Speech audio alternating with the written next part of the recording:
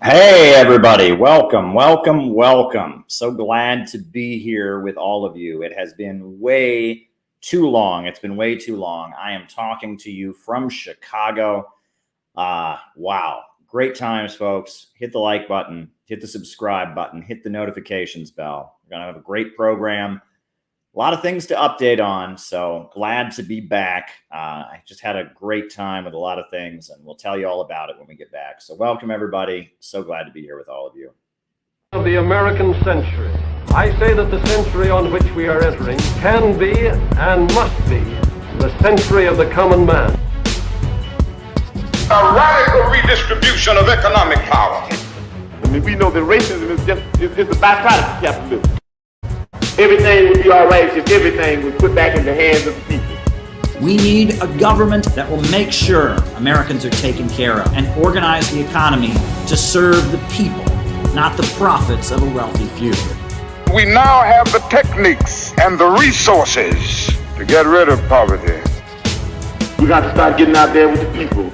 Get out of the movement and get to the masses. We need a government of action.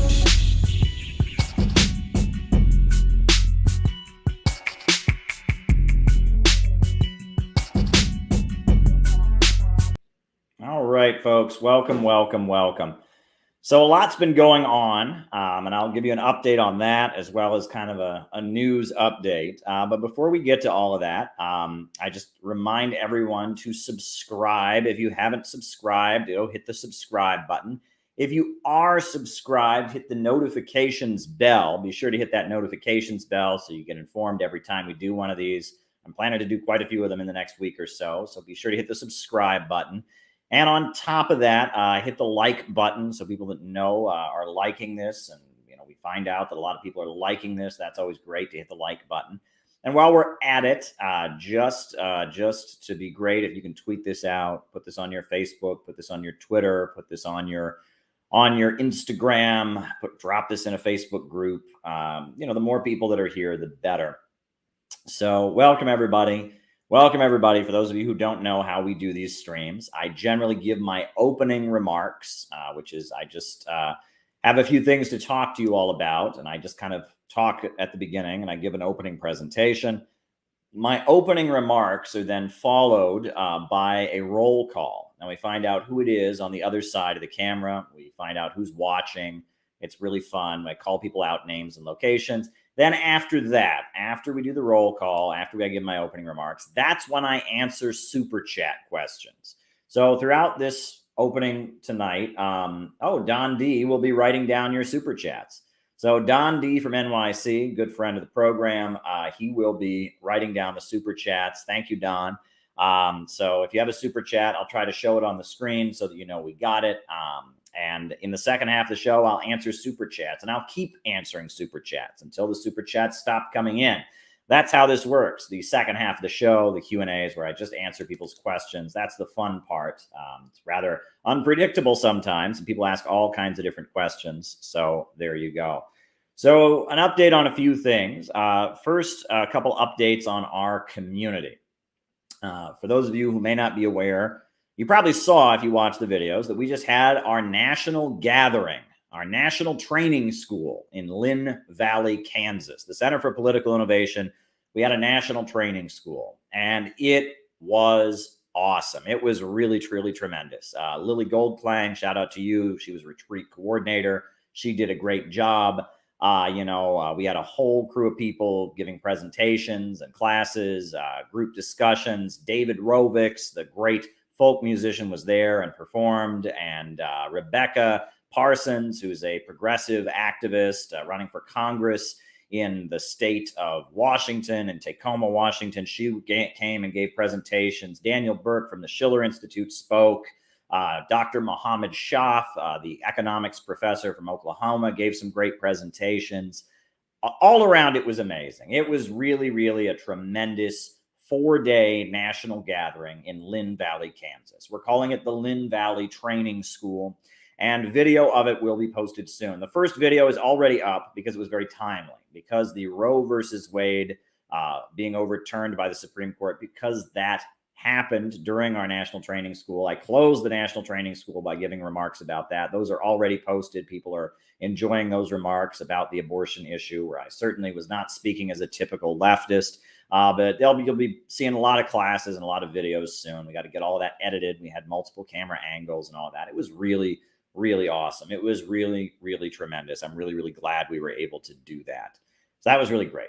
The next thing that is going on that you should all be aware of is coming up on August 6th.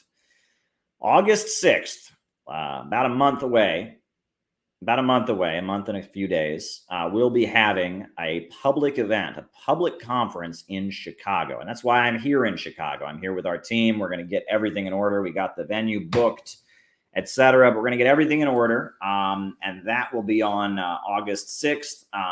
It's going to be called Unite Against the Imperialists. And Garland Nixon, the radio host from Sputnik Radio, he's going to be there. We understand that Dan Kovalik, the great anti-imperialist writer, he will also be there. Miss Astronaut Cowboy Doctor and Peter Coffin, they're going to be there. And it's going to be awesome. There's a very good chance, not 100% confirmed, that Max Blumenthal will be coming as well. The People's Party spokesperson and representative, he is going to be there. Nick Brana. That's going to be awesome. So it's going to be a great event August 6th. It's a very beautiful hotel, where we'll be having the event. I just saw it myself. We're in the process of getting security booked to make sure that everyone is safe and that, none of our haters give us any trouble. So that'll be August 6th here in Chicago. It's going to be great. So at this point, if you would like to help us have the event, we do have a mechanism through which you can contribute. We are banned from PayPal, but opencollective.org has not banned us. So opencollective.com, we have set up a donation. You can give a donation there to help this event happen. It's going to be a very important event. We're going to do the whole thing. We're going to have the big Abraham Lincoln. We're going to have the flags and the marching, and it's going to be awesome. It's going to be amazing speeches. There's going to be musicians performing. It's just going to be an amazing anti-imperialist gathering. Unite Against the Imperialists, August 6th. So if you are a member of the Center for Political Innovation, or you're just somebody who wants to come and watch, by all means, please mark your calendar. And if you'd like to help make this important event happen, just drop a contribution with Open Collective. That would be the best way to just directly contribute to the event at opencollective.com. So there you go. That's what's going on in our community. The Center for Political Innovation at this point has well over 200 members. We are aiming to get 1,000 by May. We are the real anti-imperialist and socialist movement in the United States of America. We are patriotic. We are anti-imperialist. We are anti-racist. We stand with Russia and China, and Venezuela and Cuba and Iran and all the countries struggling against U.S. imperialism. We're taking this show on the road. We did it in Austin. We had a great conference in Austin. We just had a great national training school in Kansas. And now we are having our next public conference, August 6th. I'm here on the ground in Chicago to make sure that it happens right. I'll be here for another week, and then I'll be back in New York for a little bit, and then I'll be back here in Chicago to continue my work on the ground. It's going to be awesome. The Center for Political Innovation, cpiusa.org, we have some amazing people coming around us. We really do. The amount of people that we are meeting who are dedicated, who are excited about our message, who really feel like we are giving them hope, we're giving them a reason to be. We're not destructive and pessimistic like so much of the left. I mean, the amount of people coming around that are just awesome is amazing. And we've published so many books already, but we're publishing some more books. We've got some more books in the works. We're going to be having some local events. I know folks in California with the CPI are having an anti-NATO conference pretty soon. That's going to be totally amazing. That'll be in California. I'll send you more details on that soon. We got some local meetups. I know, Max the Sax was out in the street today, with a literature table about anti-imperialism in the streets of Washington, D.C., doing great work. We're going to be, hitting the streets here in Chicago. We are the real anti-imperialists. We are doing what all the genuine anti-imperialists should be doing, which is exposing the lies of the war makers, saying, let's go, Brandon, that Joe Biden is driving up the price of gas, driving up the cost of food, destroying the lives of working people in the United States in order to fatten the pockets of big oil companies, trying to beat down Russia, beat down China, beat down Venezuela, beat down Iran. We are anti-imperialists. We see our duty as unifying the people of the world and their struggle against domination by Wall Street and London with the people of the United States and their struggle for jobs and healthcare and education and a decent life against the low-wage police state. We're doing it. We are doing what needs to be done. And if you want to help us do it, or if you just want to support our efforts, by all means, just sign up and become a member, because we need people to join. We need people to join the Center for Political Innovation and join our efforts. So I just want to give a shout out. I had an amazing time at the retreat. I met so many people. There's people in this audience I met for the first time, hadn't met you before, but I love you and you guys are awesome. It was a great retreat. Wow, that was great. So I guess for my opening remarks tonight, I just wanted to go over a few news items that you might be missing. So we're just going to quickly do like a quick news rundown, maybe a little bit of analysis at the end. First things first, the United States and Iran have started talking again. There was a meeting earlier this week or last week in Doha. And in Doha, there was a meeting between U.S. officials and Iranian officials about reopening the Iran nuclear deal, about getting the United States back into the JCPOA, the Joint Comprehensive Plan of Action, getting the USA back into the Iranian nuclear deal. And the meeting was very short, but Iran sees it as a step forward. So for those of you who may not be aware, Iran has never tried to acquire a nuclear bomb. In fact, their law forbids it. The Ayatollah of Iran, Ayatollah Khomeini, the founder of the revolution, Imam Khomeini, was totally opposed to nuclear weapons. The Iranian government outlaws nuclear weapons and nuclear proliferation. They're a signatory of the Nuclear Non-Proliferation Treaty. However, Iran does have the right under the Nuclear Non-Proliferation Treaty to pursue peaceful nuclear energy. And because the United States was in an anti-Iranian kick, and because Israel was trying to demand that Iran not proliferate peaceful nuclear energy, Ahmadinejad made a point of beefing up the Iranian nuclear energy program. And so you had this whole crisis with sanctions imposed on Iran, with threats on Iran. But then under the Obama administration, Iran negotiated in Geneva, Javid Zarif, the Iranian foreign minister, and after that, the U.S. Secretary of State John Kerry, they sat down in Geneva and they signed the P5+1 nuclear conclusion, the JCPOA, the Joint Comprehensive Plan of Action, and they made the Iran nuclear deal. And basically, Iran shut down almost all of its peaceful nuclear energy program in exchange for the USA lifting sanctions on Iran, for the USA acknowledging that Iran does have the right to peaceful nuclear energy. And that was a great step forward. And it looked like relations between the USA and Iran were getting better. The USA was coming to terms with the fact that the Islamic Republic of Iran is here to stay. It's not going anyplace. The puppet government that was set up by the United States, the Shah of Iran, the dictator that was overthrown in 1979, he's never coming back. And Iran got their money back because after the Islamic Revolution of 1979, the USA froze all of Iran's government money in American banks. Iran got their money back. Some of the sanctions were lifted, and that was seen as a step forward. However, the Trump administration came in and they tried to do everything they could to wreck the Iran nuclear deal. They pulled the United States out of the deal and imposed new sanctions on Iran. The USA then murdered Qasem Soleimani, the leader of the Islamic Revolutionary Guards of Iran. The U.S. government declared the Islamic Revolutionary Guards of Iran to be terrorists, which they are not terrorists. They are an official part of the government. They are one of the main economic entities in the country. They're a military force that is accountable to the supreme leader of Iran, Khamenei. And the Trump administration did everything they could to basically try to wreck the Iran nuclear deal. Well, now Trump is out and Biden is in. And Biden said he wanted to get the USA back into the Iran nuclear deal. However, Biden's cabinet is full of neocons, people linked to John Bolton, people linked to the more pro-war wing of the Republican Party that was critical of Donald Trump because they saw Donald Trump as some kind of isolationist. And Biden brought in a lot of neoconservatives into the Biden administration. Antony Blinken, the U.S. Secretary of State, is from that neocon camp. And so the Biden administration has been very hesitant, very, very hesitant in trying to get the Iran nuclear deal back going again.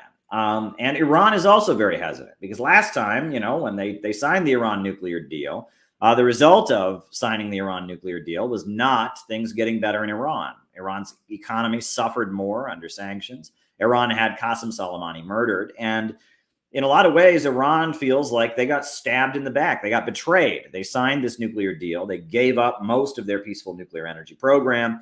And in exchange for that, all they got was things getting worse. So it's going to be difficult to get the Iran nuclear deal going again. And I'm not sure it'll happen, honestly. I think there's a very good chance that Trump did what he intended to do, which is nail the doors shut and prevent Iran's nuclear deal from ever being reinstated. Now, Europe really wants the nuclear deal. France, Germany, they really want it. The British, which have restored diplomatic relations with Iran, they want the deal.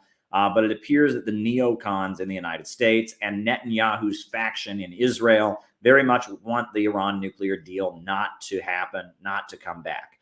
And this really points to a division in the ruling class, because at the end of the day, the soft power apparatus of the American government, the big oil companies, the Council on Foreign Relations, the CIA, the intelligence agencies, they have a strategy of infiltrating Iran, of inculcating American media and American business into Iran, and gradually supporting the reformist wing of the Islamic Republic, people like Rouhani, that people that want to gradually move Iran into the Western capitalist orbit.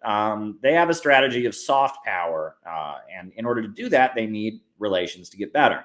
Whereas the military-industrial complex has a lot of money to make selling weapons across the Middle East. In addition to that, Netanyahu, the Israeli politician, really benefits from fear of Iran and the idea that Iran is going to attack Israel. So there's a whole lot of money to be made for oil companies. There's a whole lot of money to be made for weapons manufacturers. There's a whole lot of money to be made for certain entities by escalating with Iran. And the overall strategy of U.S. imperialism, which is probably more effective, is a strategy of soft power and manipulation, trying to infiltrate Iran, maneuver, prop up more reformist and less revolutionary elements in the Islamic Republic. And meanwhile, you have the military-industrial complex and those folks and Netanyahu and the hard Israeli right, that they just have such a benefit in escalating tension with Iran that they can't allow that to go through. And so you have a real division in the ruling class about how to deal with Iran. And so that's what's going on here. Now, will the Iran nuclear deal come back? We don't know. But Iran sees this meeting that happened as a step forward. Now, it's important to note that the reformists are out of office. It was Rouhani, president of Iran, that did the Iran nuclear deal. He's out. The Iranian people voted him out. And now the current leader of Iran is Riazi. And Riazi is a hardliner. He's much more anti-capitalist. He's much more pro-Russia, much more pro-China, much more pro-Venezuela. And he's back in. And he is very much more skeptical of negotiating with the United States than Rouhani was. Rouhani, the reformist president of Iran, he got elected on a platform of he was going to make nice with the United States. He said that Ahmadinejad, his predecessor, this guy's an extremist, he's a radical, but I'm going to get in there. I'm going to make everything right, with the United States. And it didn't work. And so now the hardliner faction is back in government. Now, Riazi is very different than Ahmadinejad. Ahmadinejad was secular. He was not a cleric. He did not have a beard. And he was very much seen as kind of an ally of the more socialist and communist and secular Marxist elements in the Islamic Republic. Whereas Riazi is a cleric, and he was a judge. He presided over the execution of many Marxists in the late 1980s.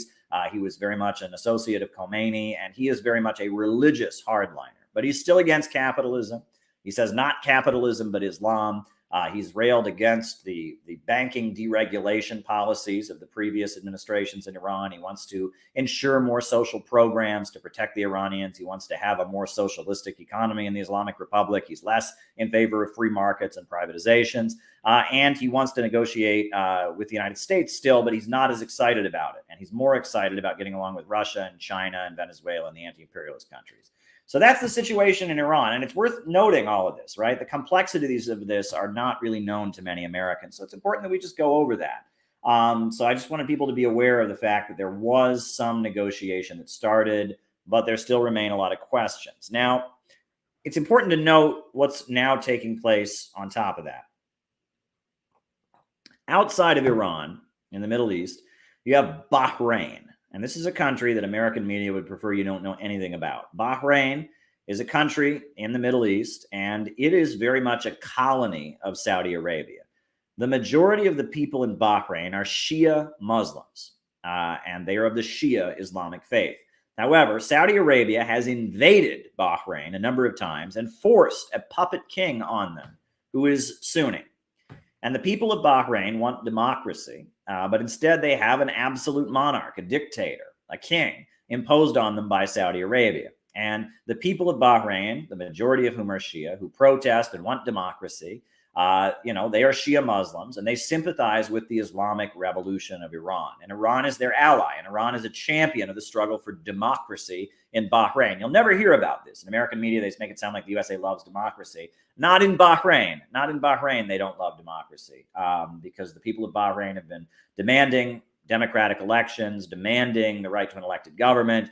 And, the United States looks the other way and backs up the Saudis in having an autocratic state there. There's U.S. troops stationed in Bahrain to back up the autocratic regime. There's British troops in Bahrain as well. It's an important city that is key to U.S. and British military outposts in the region. And in Bahrain, you have the Shia majority of the country. And the people of Bahrain are fighting for democracy. And Iran has been a big ally, and they are Shia Muslims. That is their religious background. It's the revolutionary interpretation of Islam, not capitalism, but Islam, war of poverty against wealth. Imam Ali, Imam Hussein, honoring the martyrs in their struggle against the merchant class that came to dominate Islam after the death of the Prophet. And that's their background. So you have this situation where, in Bahrain, they have been very brutal to the Shia Muslims. They've executed a number of Shia Muslim leaders, this puppet government imposed by Saudi Arabia. And the latest move is that, the government of Bahrain has banned the people of Bahrain from traveling to Iran. They banned in 2016, no Bahrainis can travel to Iran. And for Shia Muslims, that's not a good thing because there's many holy sites in Iran that are important to Shia Muslims. But the latest move, and this just came down, is that the king of Bahrain has banned any of the population from traveling to Iraq or Syria. So, there are a number of holy sites for Shia Muslims in Iraq, for example. There's a very important holy site, called, it's escaping me now. What is it called? Karbala. There's a very important site. It's where the Battle of Karbala happened. And it's a very important site for Shia Muslims. Shia Muslims make pilgrimages there every year. Thousands and thousands of Iranians cross the border to go to Iraq to pray at Karbala, the site of this battle. Well, now all the Shia Muslims of Bahrain are banned from going there. On top of that, all the Shia Muslims of Bahrain are banned from going to Syria. And what this really is, it's an attempt on the part of the king to prevent the Shia Muslims of Bahrain from connecting with the Shia Muslims of Iran and the Shia Muslims of Iraq and Syria, because those, in Syria, the Shia Muslims, Hezbollah, others are fighting, against the terrorists, against ISIS and Al-Qaeda. In Iraq, the Shia Muslims are organized into militias. And in an effort to prevent and cut off the Shia Muslims of Bahrain from the revolutionary movements and anti-imperialist movements connected to Iran throughout the region, the king of Bahrain has banned any travel to Iraq and Syria. And that's a serious attack on the religious freedom of Shia Muslims in Bahrain. And it's done to try and stifle the movement for democracy. So that's worth pointing out. And that brings me to Syria, because, Syria, we were hearing about the Syrian civil war. and the refugee crisis, etc. We know the United States was involved in arming terrorists and extremists that were using chemical weapons, that were tied to Al-Qaeda. And that's been going on. But the Syrian Arab Republic, led by the Ba'ath Socialist Party, they remain intact. And Bashar al-Assad, the president, remains the president. The people of Syria have made a point of going to the polls and electing him. They don't want a religious, fanatical Islamic government. They want a secular government where Muslims and Sunnis and Shias and other religious minorities can live together in peace.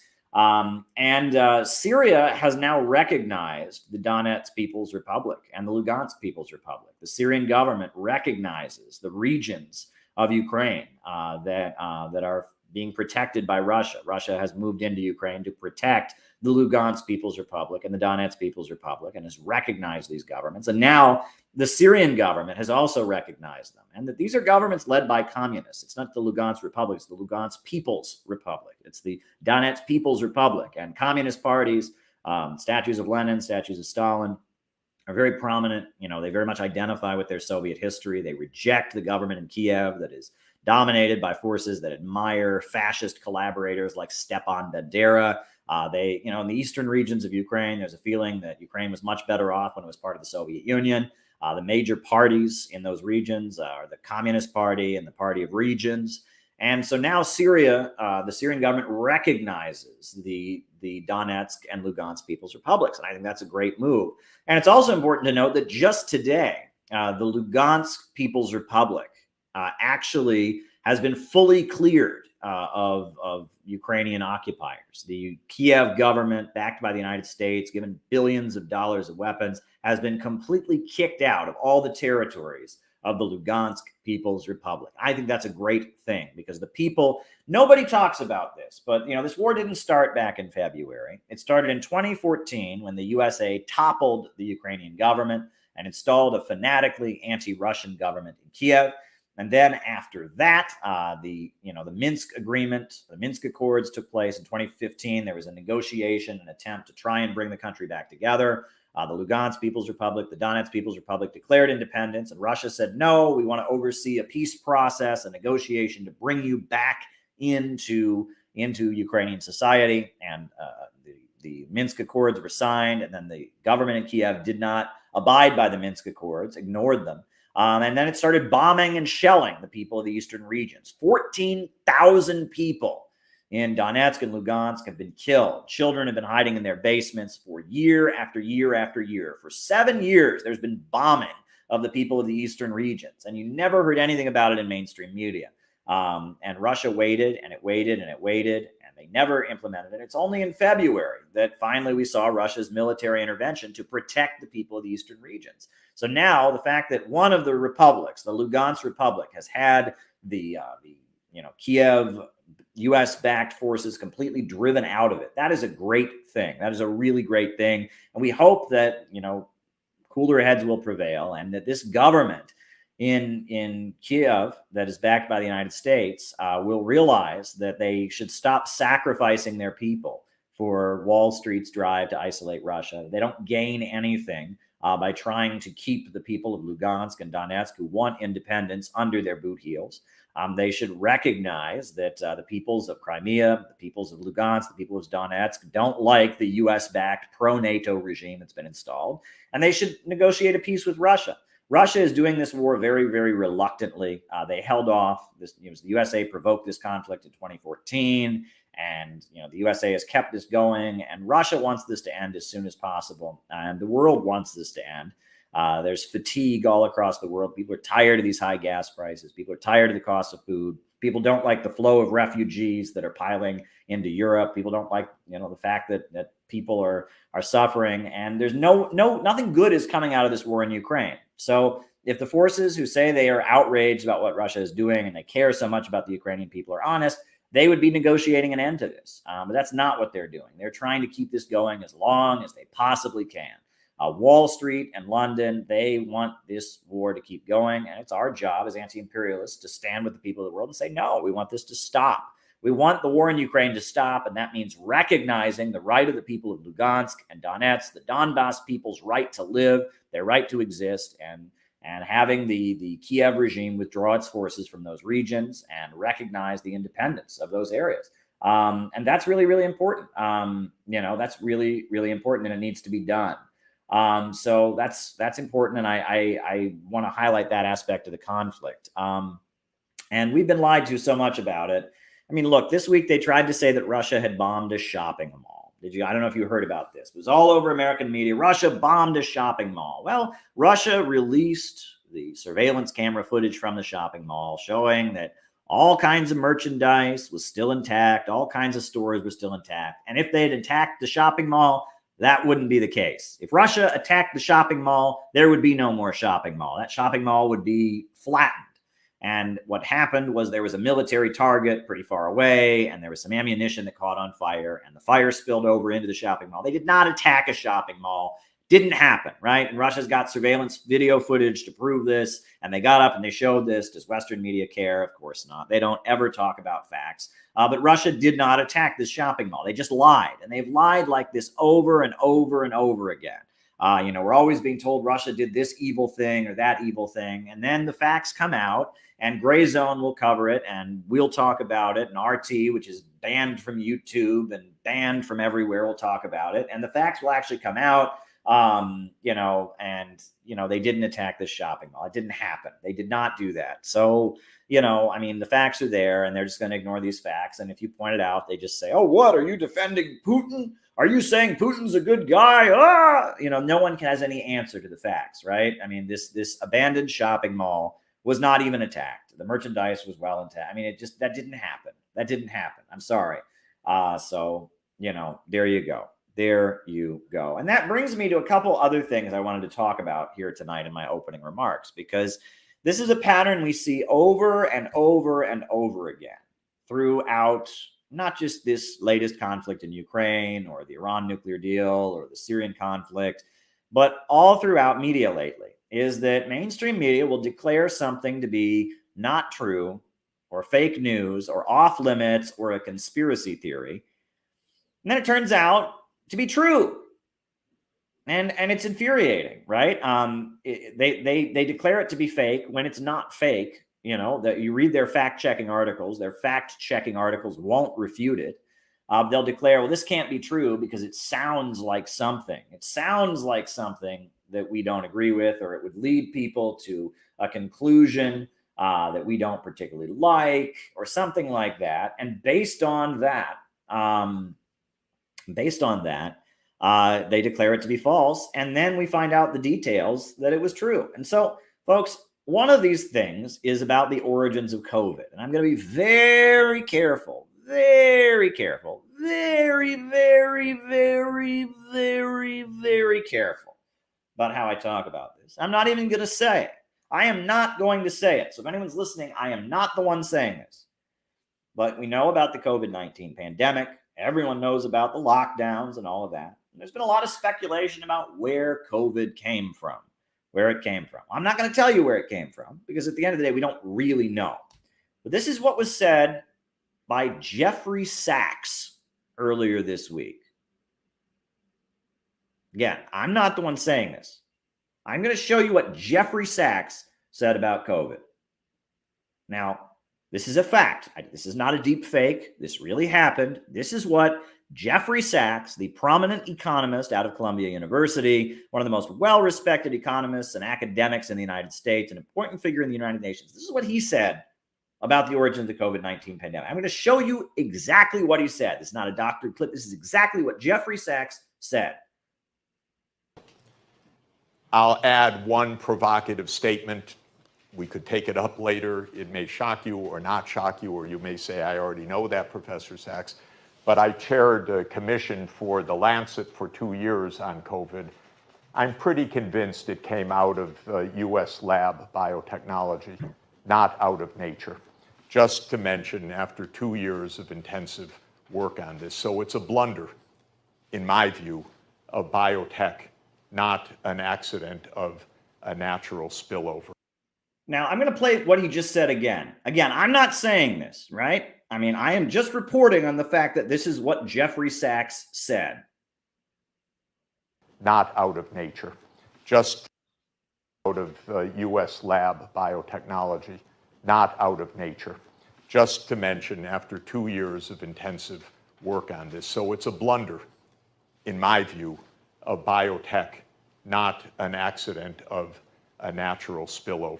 What did he Shock say? you or not shock you, or you may say, I already know that, Professor Sachs, but I chaired a commission for The Lancet for 2 years on COVID. I'm pretty convinced it came out of U.S. lab biotechnology, not out of nature. Just to mention, after shock you or not shock you, or you may say, I already know that, Professor Sachs, but I chaired a commission for The Lancet for 2 years on COVID. I'm pretty convinced it came out of U.S. lab biotechnology, not out of nature. Just to mention, after 2 years of intensive work on this. So it's a blunder, in my view, of biotech, not an accident of a natural spillover. We don't know for sure, I should be absolutely clear. But there's enough evidence that it should be looked into, and it's not being investigated. Not in the United States, not anywhere. And I think for real reasons, that they don't want to look underneath the rug. Now, that was Jeffrey Sachs. And he said we don't know for sure. So I'm not saying this is a 100% true fact. But he's saying something that they completely obliterated from any discussion. Right? They said that this wasn't permitted. The Center for Global Research, which is a blog that's republished me many times, it's run by a guy in Canada. They ran an article at the beginning of the pandemic floating this theory about where COVID came from. And it came from a US lab. That was their idea. And it was a huge incident. It was a huge incident where, they called the Chinese ambassador to Washington. How dare you retweet this article? And, anyone who possibly ever brought this up was called a conspiracy theorist, was called insane. And then they decided it must have come from a Chinese lab. And then that was totally discussable. But any notion that it may have come from the United States was completely off limits. And now we know, we have Jeffrey Sachs, a very prominent person, saying that he personally believes that it came from a U.S. lab. Now, I'm not endorsing that theory because, again, he said we don't know for sure. But that's big. That's huge. That's huge. That's huge, folks. And why were we not allowed to discuss this before? It apparently, if Jeffrey Sachs says he led a commission and he personally believes that, there's probably some credible arguments in favor of that statement. That doesn't mean it's necessarily true. And you'll notice he did say that we don't know for sure. So he's not 100% saying it. But the fact that someone as prominent with such mainstream credibility as Jeffrey Sachs is saying this, that should be an indicator that it's okay to say that. So why did people get their YouTube channels taken down for saying this? Why were people silenced for saying this? Why was Facebook suppressing any articles that said this? I want an apology. Where's the apology? Where's the retraction? Right? If this is apparently something that someone as prominent as Jeffrey Sachs believes based on 2 years of research, it's okay to say it. It should be okay to say it. So where's the apology? Where are they going to restore the Facebook pages and the YouTube channels that got taken down for saying this? I'm sorry. He said it. It apparently, this is a legit point of view. If Jeffrey Sachs says that it's okay to believe that it's possible that COVID came from a U.S. lab, why was it off limits to say it for so long? Why were they engaging in text censorship, calling this disinformation, foreign propaganda? It's infuriating. I find it absolutely infuriating. Where's the apology? I'm sorry. We have a person here who's very prominent who says, yes, this is a very credible theory about the origins of COVID. Now, it's totally okay to say you think it came from a Chinese lab. That was always okay. But now we have the idea that it came from Fort Detrick or from U.S. military research labs or something like that. there may be some credibility to that. Now, I don't know. And I'm saying this, I don't know. I don't know, and neither does Jeffrey Sachs. He said we don't know for sure, but you just heard this. So, I mean, this obviously is a legit point of view. So I just wanted to highlight that. Just wanted to highlight that because I find it infuriating that they control discourse the way they do, and that those of us on the so-called left, right, we're supposed to be in favor of that. We're supposed to be in favor of censorship. I just got the Rockfin going, by the way. I forgot to start the Rockfin up. The Rockfin's going, but they're supposed to be in favor of censorship. That's what it means to be a leftist, right? We're supposed to be in favor of this big crackdown on dissident ideas. No. I mean, and look at this. This is about covering the shoes of U.S. imperialism. So that was Jeffrey Sachs, and that's what he said about it. I guess I'll just play it one more time for the record. I mean, everyone who called you a conspiracy theorist, who said you were crazy, everyone who justified the censorship and the banning of social media pages, they need to apologize to all of us, because we those of us who thought that there was credibility. Nathan Rich, who did a great video on this. It appears that now we're seeing acknowledgement from pretty mainstream sources that this is a legit point of view. Let's play him one more time. I'll add one provocative statement. We could take it up later. It may shock you or not shock you, or you may say, I already know that, Professor Sachs. But I chaired a commission for The Lancet for 2 years on COVID. I'm pretty convinced it came out of US lab biotechnology, not out of nature. Just to mention, after 2 years of intensive work on this. So it's a blunder, in my view, of biotech, not an accident of a natural spillover. We don't know for sure, I should be absolutely clear. But there's enough evidence that it should be looked into, and it's not being investigated. Not in the United States, not anywhere. And I think for real reasons, that they don't want to look underneath the rug. There you go, folks. That was Jeffrey Sachs. I mean, I am furious about the fact that it was a totally legit theory. It's a totally legit theory. Might be true, might not be true, but there shouldn't have been any suppression of people who said it, because it looks like it's a completely legit theory, so much so that Jeffrey Sachs leans toward it now. So I wanted to mention that. And that brings me to another example of this, right? It's kind of related. No, not directly related, but it's on a similar subject matter. And I don't know if you're aware, that one of the details of this conflict in Ukraine has been biolabs, right? That in the United States, that in Ukraine, the United States was operating biolabs that were funded by the Ministry of Defense. The Department of Defense. The U.S. Department of Defense was funding these biological research labs in Ukraine, and then a number of them existed, right? And the Russian government, after the conflict in Ukraine began, the Russian government began to reveal details about these biolabs. Now, if you ever bring up these biolabs, the immediate response you get from liberals is, that's a conspiracy theory. That's not true. You believe Russia. Those labs didn't exist. You're crazy. You're a QAnon. You're retarded. You're insane. There's no labs. Anyone who says there's a lab is a lunatic, because there's no labs. Oh my God. That's the response you get. There's no labs. No labs ever existed. It's all made up. It's a crazy internet Russian conspiracy theory. Anyone who says there's labs needs to be banned from social media for life and socially ostracized and publicly stoned for thought crimes. You cannot ever say that any labs existed. And then all you have to do to show that these labs existed is show this clip. Biological or chemical weapon incident or attack inside of Ukraine. Is there any doubt in your mind that 100% it would be the Russians that would be behind it? There is no doubt in my mind, Senator. And I'm sorry, wrong clip, folks. It was something said shortly before that. Oh, God. Don't you love social media?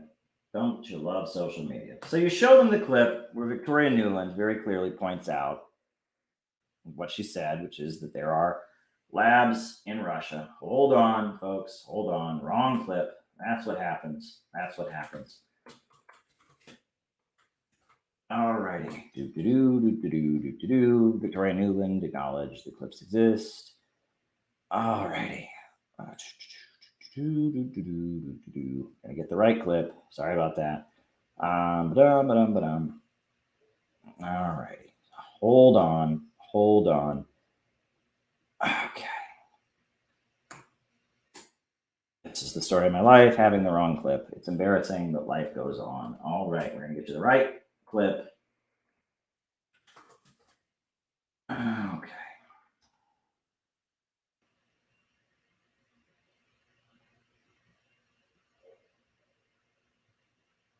Okay. All right. Well, All right. Hold on. One moment.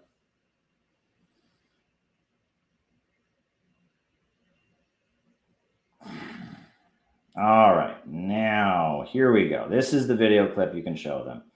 This is the video clip you can show them. All right. Ready? ask you, does Ukraine have chemical or biological weapons? Ukraine has biological research facilities, which, in fact, we are now quite concerned Russian forces may be seeking to gain control of. So we are working with the Ukrainians on how they can prevent any of those research materials from falling into the hands of Russian forces should they approach. I'm sure. Well, I only have a minute left. Let me ask you, does Ukraine have chemical or biological weapons? Ukraine has biological research facilities, which, in fact, we are now quite concerned Russian forces may be seeking to gain control of. So we are working with the Ukrainians. Yeah. So these biolabs are real. They've been acknowledged by U.S. Undersecretary of State Victoria Nuland in response to questions in a congressional hearing from Marco Rubio. These biolabs do exist. They do indeed exist. It's widely acknowledged. So after they told you were crazy, oh no, no such biolabs exist. They never existed. Anyone who thinks they existed is a nut. Well, no, actually, the U.S. government acknowledges that these labs existed. So what do? They then move the goalpost. They move the goalpost and they say, oh, yeah, the labs exist, but they're not military chemical weapons labs. They're not bad, evil labs that are doing military stuff. These are happy, fun labs. These are labs where they do genetic tests, and these are labs where people get COVID tests. Oh, these are nothing to see. Yeah. Well, first of all, where's the apology for lying and saying that the labs don't exist, which is the first thing they always say if you bring this up. They say, no such labs exist. You're crazy. And then you show them the clip and the labs do exist. And then it goes to, oh, well, the labs exist, but they're not problematic. They're not harmful. The labs are not dangerous in any conceivable way. They're just happy, nice, fun labs. Well, I'm sorry, folks. Let's play the clip once more. In fact, we are now quite concerned Russian forces may be seeking to gain control of. So we are working with the Ukrainians on how they can prevent any of those research materials from falling into the hands of Russian forces. Why? Why would you be worried about happy, fun labs that do nothing but, COVID tests and genetic tests? Why would you be worried about Russians getting their hands on them?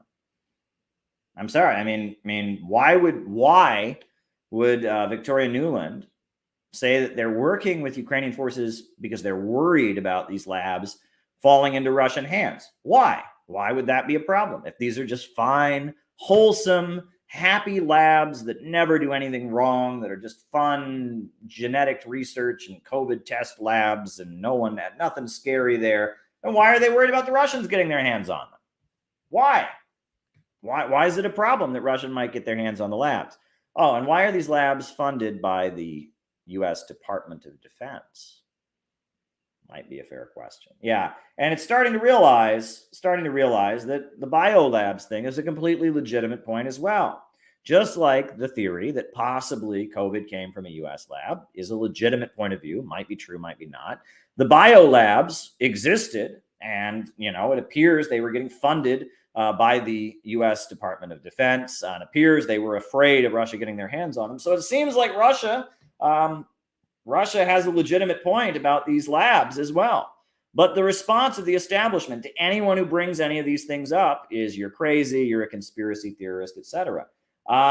It appears that that dissonant views are right, and the censors are not trying to protect our security. They are instead trying to protect the establishment from legit criticism. Because if indeed COVID came from a U.S. lab, which we don't know for a fact, but it seems like there's quite a bit of evidence to the point that Jeffrey Sachs believes it. If that's the case, that seems to point to a pretty big mistake on the part of U.S. government, right? I mean, if U.S. government research and military stuff resulted in a blunder that created the global pandemic, that wrecked the global economy, that killed thousands of people, that's kind of a big deal. Right? And I think that would lead to some pretty legit criticism of the U.S. government and its activities around the world.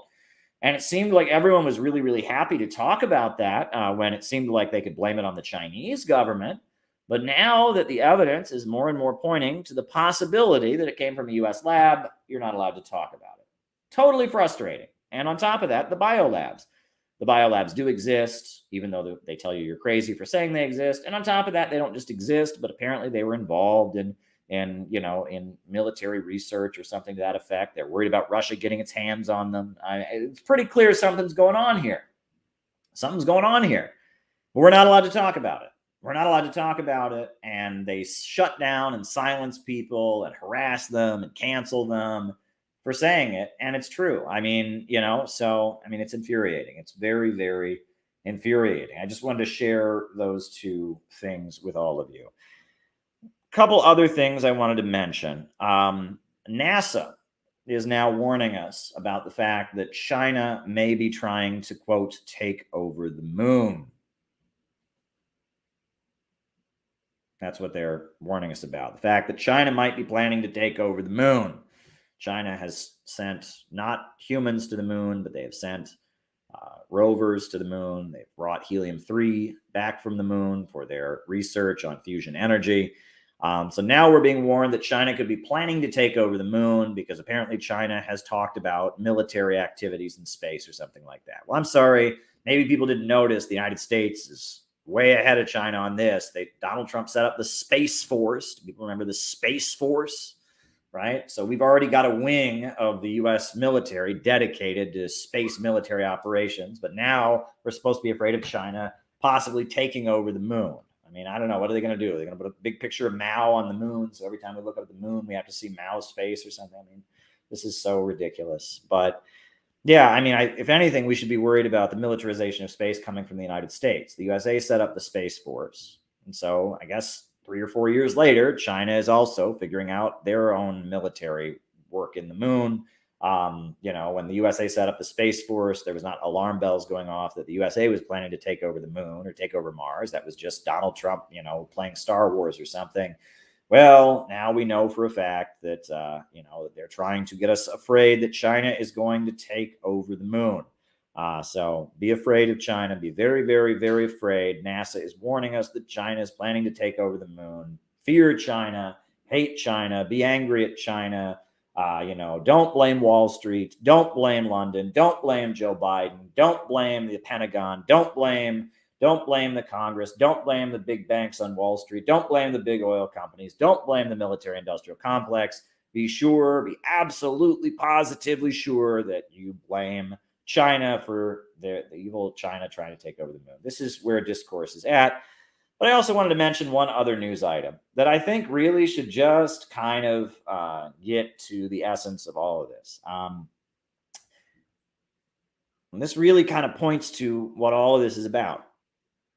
really just gets to what all of this is really about, which is the United States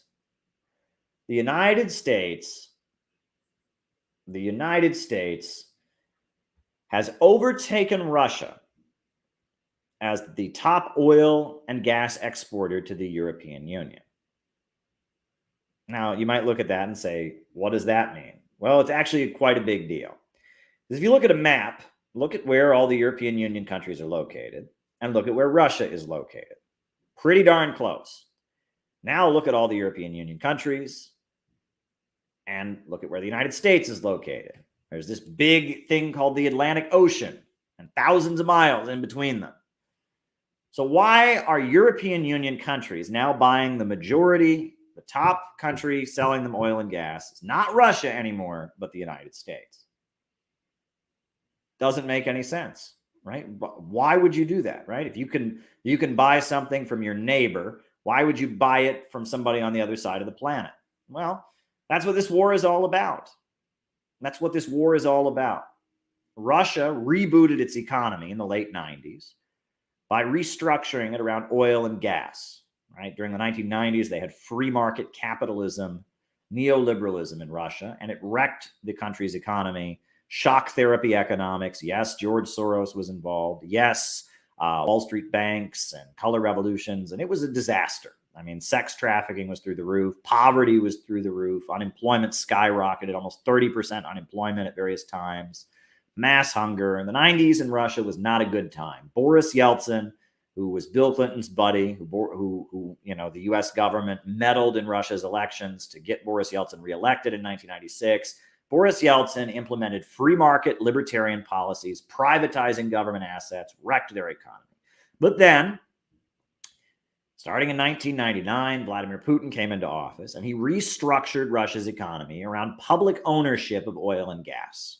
And they created national champions. It's a term that comes from France, from Charles de Gaulle and Dirigist economics, where you create some corporations that sit at the center of the economy. Dirigist economics, using Dirigist economic theories, but as well as Marx, as well as Adam Smith. It's a mixture of economic theories. Putin came up with a plan to fix Russia's economy with the creation and the use of Gazprom and Rosneft, a state-run gas company and a state-run oil company. Gazprom is the state-run natural gas company. Rosneft is the state-run oil company. And they created Gazprom and Rosneft as national champions, and they fixed Russia's economy by using state oil and gas revenue to fix the economy. Russia started becoming an oil and gas exporting country, made lots of profits, and used the revenue to rebuild their economy. And life has been better in Russia ever since. Living standards have been going up. Wages have increased. Unemployment has decreased. The life of the average Russian greatly improved as a result of fixing their economy with public ownership of oil and gas. And so Russia stopped being an impoverished client state like it was in the 90s after the fall of the Soviet Union, and Russia became a competitor with Wall Street and London on the international markets. And that is why the United States wants to destroy Russia. It's not because they're worried about human rights or gay people or Muslims or no, it's not about any of that. It's about the fact that Russia is a competitor with Wall Street and London on the global scene. And Russia is selling oil and gas. And Russia, before this conflict escalated in February, Russia had built the Nord Stream 2 natural gas pipeline to increase the amount of natural gas they would sell to Germany. It was this pipeline, and they'd start pumping natural gas into Europe.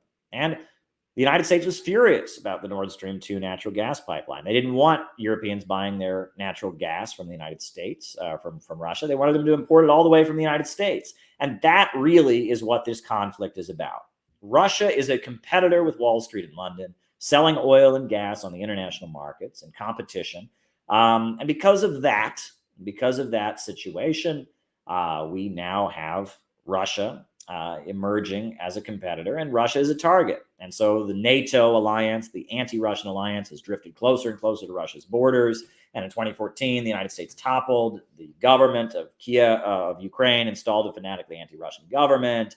And all of this is about driving Russia off the markets as a competitor. This is about preventing Russia from emerging as a competitor. If you ever watch the movie Reds, John Reed is asked, what is World War I all about? And he says, profits. Well, if you want to know what this war in Ukraine is all about, it's about profits. It's about the fact that Russia and China and Venezuela and Iran are emerging as competitors with Wall Street and London, that Russia is a big competitor with Wall Street and London on the oil and gas markets. And they want to drive Russia off the market.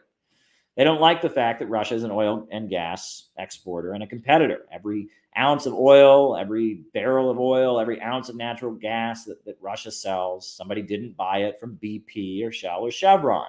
Russia is a competitor. They don't want competitors. They want dominance of the global markets. They want super profits. And now we have a situation in Europe where the USA is now selling more oil and gas to Europe than Russia is. And that's what this war has always been about. That's what this war has always been about. And I think that's the important thing to understand here, is that this is about imperialism, the export of capital, the dominance of the world by big banks and corporations based in Wall Street and in London. They want the world to stay poor so that they can stay rich. They are sitting at the center of a global financial empire, and they enrich themselves at the expense of humanity. And across the planet, many countries have been breaking free. And they don't like those countries that break free. And it's those countries that break free from imperialism that become the targets. Russia, China, Iran, Venezuela, Cuba, Nicaragua, Syria. That's who they target. Zimbabwe, Libya under Gaddafi. That was a great bastion of independence, and it was bombed to bits by Wall Street and imperialists and NATO. They are trying to stop competition so that they can stay at the center of the global economy. And we are in a period of a financial collapse of capitalism. The computer revolution has made capitalism no longer sustainable. The capitalists no longer need workers at the assembly line. Capitalism is production organized for profit. And under the capitalist system, the less the capitalist can pay the worker, the more profits he gets for himself. So he works to diminish the role of the worker in production. And he reduces the role of the worker in production. However, as he does that, the worker gets paid less and less. And as a result of the worker getting paid less and less, the worker can't buy back the products that are produced. And eventually you have a financial crisis. I've explained it many times before, but there's no problem in reviewing. And I do have a pad of paper in front of me. So we'll quickly go over the built-in self-destruct mechanism of capitalism. All right? This is why capitalism does not work. This is called the problem of overproduction. The problem of overproduction is this. If you have a product that you're creating, you're going to need supplies to create it. So that's A. A is the supplies that you would need to produce your product. A. On top of that, you're going to need to ship the product. So that would be B. Right? You're going to need to ship the products. That's going to be B. On top of that, you're going to have your labor costs, right? You're going to have to pay workers to assemble the product. You're going to have labor. So that's C. So A plus B plus C, and then you have the final cost of the product, D, right? That's all the components that go into the ultimate cost of the product. However, what's missing here? A plus B plus C, the shipping, the materials, and the labor costs all add up to the price. You're missing something, which is profits. The capitalist has to make profits. And he can't change how much the shipping costs are, and he can't change how much the material costs. So how does the capitalist make profits? He cuts into C. He takes from the worker. And this is called surplus value. He cuts in to the value the worker puts into the product. He takes a percentage of that value for himself. That's called surplus value. So you can divide C. C divides into C1, which is what the worker actually gets paid, and C2, which is the profits that the capitalist gets. So C is divided into C1, which is what the worker gets paid, and C2, which is the profits the capitalist extracts from the product. But here is the problem. So the worker is only getting paid C1.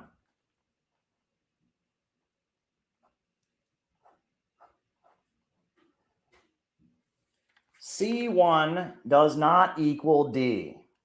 C1 does not equal D. The worker cannot buy back what he produces. The cost of the product is D. And C1 can never equal D. There's no way that the worker can be paid enough to buy back what he produces. And that is the built-in problem of capitalism, the problem of overproduction. And that gets compounded by the fact that the capitalist is constantly trying to reduce the role of C in production. The capitalist wants to hire as few workers as he possibly can. However, the profits of the capitalist can only come from C2. He can only extract surplus value from labor. He can't extract surplus value from the cost of the machine. He can't extract surplus value from the materials. He can only extract surplus value from the cost of C2. So on top of the problem that the worker can never buy back what he produces, the problem of overproduction, you also have the problem that as technology advances, C2 is constantly decreasing. And this is called the tendency of the falling rate of profit, that C2 is always decreasing, and that the more technology advances, the less the rate of profits that the capitalist makes. The worker can never buy back what he produces. On top of that, he can never, he constantly sees a falling rate of profits due to technology. This is the built-in problem of the capitalist system. And the more advanced technology becomes, the better the capitalists are at churning out products and creating products, the more poverty that there is. And the computer revolution, this huge leap that brought us 3D printers and artificial intelligence, ultimately leads to a situation where there are millions and millions of people that have no place at the assembly line, and millions of products that cannot be sold, and a prolonged economic crisis results. World War I came as a result of many technological breakthroughs. World War II came as a result of the Great Depression, which was the result of Henry Ford and his breakthroughs in assembly line technology. And that great technological leaps under capitalism lead to great poverty. Abundance creates poverty in capitalism. And never before has there been so much oil and gas in the world. Never before have there been so many computer chips being produced. Never before has there been so much wealth is being produced around the world. And as a result of that, people are poorer than ever before. I often reference the coal miner's riddle. And the boy comes home in the middle of the winter and he says, "Father, why is it so cold?"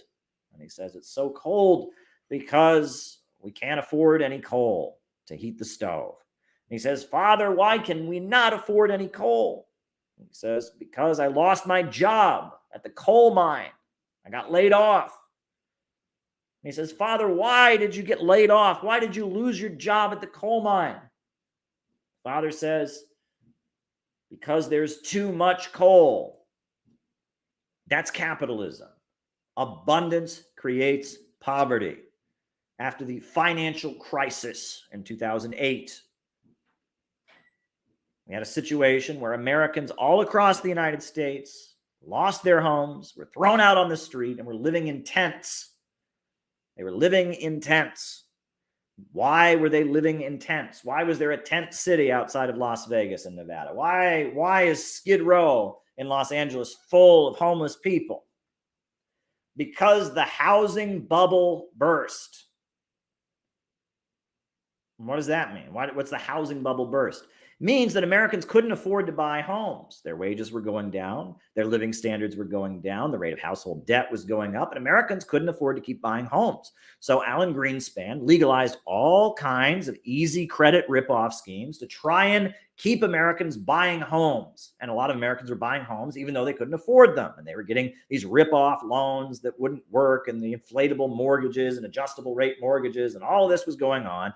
But finally, in 2007 and 2008, it all came crashing down. The housing bubble burst, and Americans had to stop buying homes because they couldn't afford them. And the easy credit ripoff schemes that were legalized to keep them, they only worked for so long. Americans couldn't afford to keep buying homes, and the housing bubble burst, and the housing markets crashed. And the reason that so many Americans became homeless in 2008 And the reason there were tent cities being set up everywhere is because there were too many houses. People were homeless because there were too many houses. That is capitalism. A system where people are hungry because there is too much food, where people are homeless because there are too many houses. People are cold in the winter because there is too much heating gas. People are hungry. People are starving. People are cast out. People are cast into poverty because there is too much. Abundance creates poverty, and that is the unique problem of capitalism. Only capitalism has created this reality. No other system in human history has had this problem. There was homelessness in feudalism because there wasn't enough housing. There was starvation and malnutrition in feudalism because there wasn't enough food. But only capitalism creates a situation where people are hungry because there's too much food, or people are homeless because there's too many houses. This is the problem of capitalism. And the computer revolution has exacerbated this problem to astronomical proportions. And the billionaire monopolists, the Wall Street criminals, the money sharks, the London Stock Exchange vampire crooks, the thieves that sit at the center of this global system of exploitation that impoverishes the world, are watching the floodwaters rise, because the people in China broke free from this. People in Russia broke free from this. People in Iran broke free from this. The people in Venezuela broke free from this. People in Nicaragua broke free from this. The people in Cuba broke free from this. The people in North Korea broke free from this. And while their system is crashing and burning because it cannot handle all the abundance that it itself has created, there's an alternative economy emerging. An economy based on sound money, physical economy, rational central planning, public ownership of the banks and factories and industries, 5-year economic plans, the World Land Bridge, the Belt and Road Initiative, the Eurasian Economic Union, the Bolivarian alternative for Latin America. All of this is centered around the idea that the means of production should be operated rationally based on what is good for society and not what is in the interests of a few capitalists. And so their system is crashing and burning, but this other system that has emerged over the course of the Cold War and the 20th century, the system that lifted Russia and China out of poverty, made them superpowers, the system that made Cuba a small island known all over the world for its healthcare system, this system is emerging and it's getting stronger. While their system crashes and burns, this alternative system is getting stronger, and they don't know what to do. They are panicking about it. And they are scrambling to try and figure out what to do as the rate of profits is dropping, as a crisis in society emerges. That is what we are living in. We are living in the death agony of Western capitalism. And I am deeply thankful for this. I know that sounds awful. Caleb, why are you thankful that people are hungry and starving? Why are you thankful that there's mass shootings in your country? Why are you thankful that the suicide rate is through the roof and drug addiction? I'm not thankful for all of those things. I am thankful for the fact that we are living in the last days of American imperialism. We are living at the very, very end of this ugly, rotten system. The Black Panthers would kill to be in our shoes. Fred Hampton wishes that he was still alive and living right here in this city of Chicago in 2022. William Z. Foster, Eugene Debs, Gus Hall, Elizabeth Gurley Flynn, Paul Robeson, all of them would kill to be in our shoes because there wasn't a revolution in the 1930s and there wasn't a revolution in the 1960s, but there will be a revolution in the United States in the next several decades. There's no other alternative. There's no way out of this but socialism. And we are living in the era of the darkest before dawn. We are living in the very death agony and the desperate viciousness of American capitalism, because the only way that this gets resolved is with the American people joining arm in arm with Russia and China and Venezuela and Iran and the independent countries and the American working class rising up and demanding a government of action that will fight for working families. That is the only way out of this crisis. It's the only way this crisis ends. And increasingly, all across Middle America, people are ready to rise up. People are becoming more and more angry. It's expressing itself in an amazing uprising against police brutality called Black Lives Matter, against the low-wage police state and its effect on the African-American community. It's affecting itself in confused conspiracy theories and QAnon and all of that. It's reflecting in the Bonapartism of Donald Trump and the rise in interest in Bernie Sanders. It's coming out in very, very primitive and confused ways, conspiracy theories, libertarianism and utopianism and all kinds of things. But this is the very beginning of our class learning how to fight. The working families of the United States are getting ready to fight. And they are getting ready to fight, and they're learning how to fight, and they're relearning their ideology, and they're forming combinations. They're learning to take care of each other. They're building communities of solidarity, and we are gearing up. We are gearing up for the final conflict. We're gearing up for it. That is the age that we are living in. We are living in the death agony of American imperialism. We are gearing up for the final conflict. And this is a really, really great time to be alive. And it feels like it's not. It's that whole Charles Dickens best of times, worst of times scenario. But this is the era that we are living in. However, we know that left to its own devices, without the intervention of scientific socialists who understand this, without the intervention of revolutionary forces, this won't lead anywhere good. It requires the conscious intervention of revolutionaries to turn this crisis into the revolution that we need. We need to come forward with a message that is not destructive, a message that's not about destroying the country or tearing things down, but about building things up, about bringing people together, about patriotism, about building a better America for everybody. The real traitors to America are the imperialists. And the real patriots are people like John Brown, people like Dr. Martin Luther King Jr., people like Harriet Tubman, people like Gus Hall. These are the real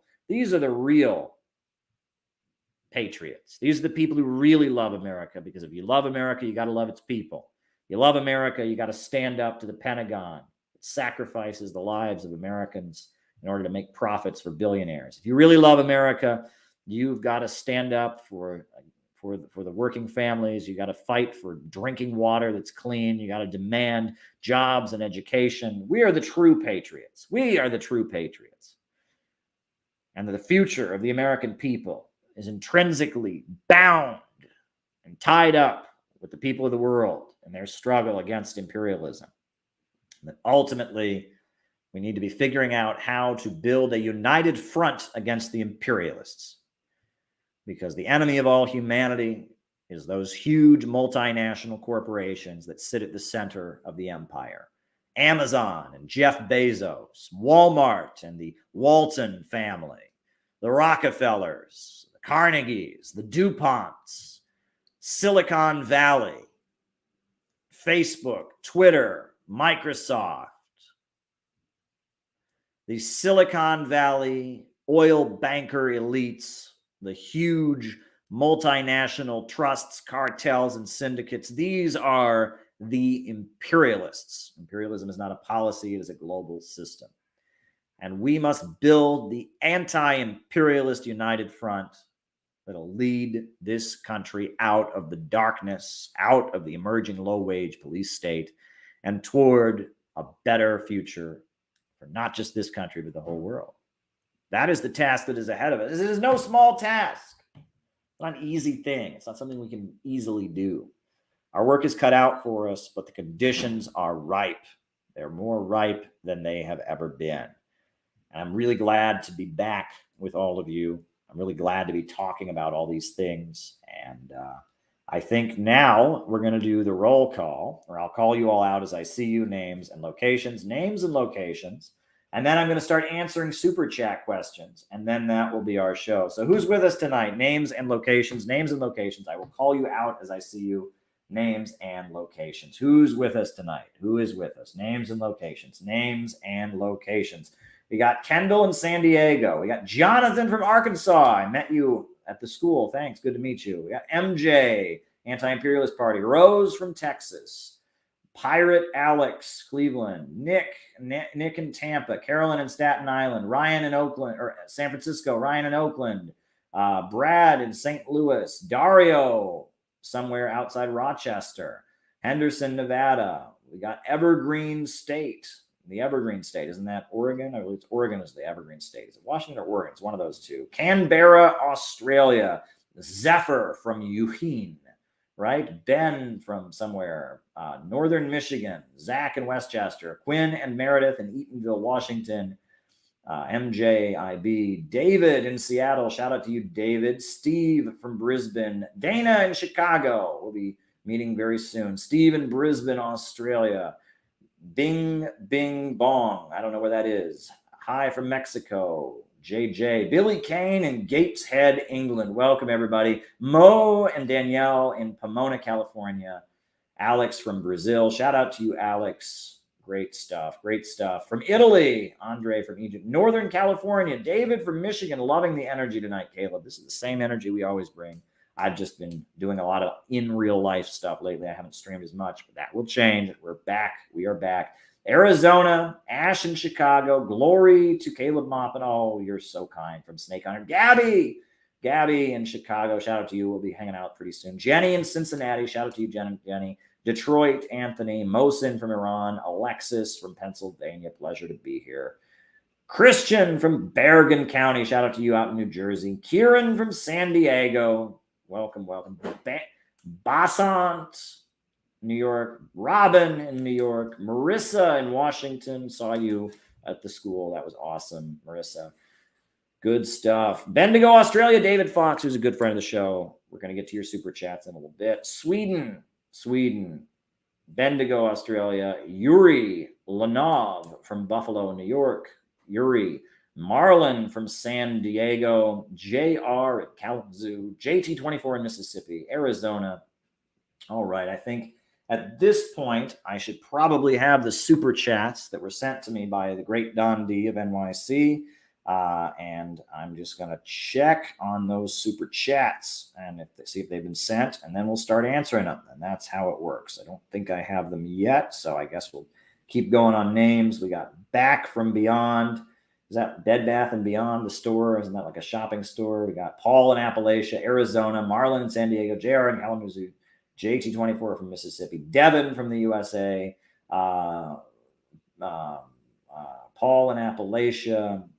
Very, very, very, very good. Good stuff, folks. Good stuff. You can send me those super chats, Don. That would be great. I'm ready to start answering super chats. So there we go. All righty. Paul in Appalachia. Happy July 4th. Yes, Monday is the 4th of July. That should be good. I'm probably going to do a more 4th of July themed stream. That'll probably be on tomorrow that I do that, tomorrow evening. I'm going to try to stream as much as I possibly can. I'm going to be out here for another week. Then I'm going back to New York. Then I'm coming back out again. That's how these things work. If you want to give a donation to help us have our conference, you can certainly do that. We always would appreciate that. Good times, folks. Good times. All righty. All right. I'm just going to check on these super chat questions from Don D and NYC. So there we go.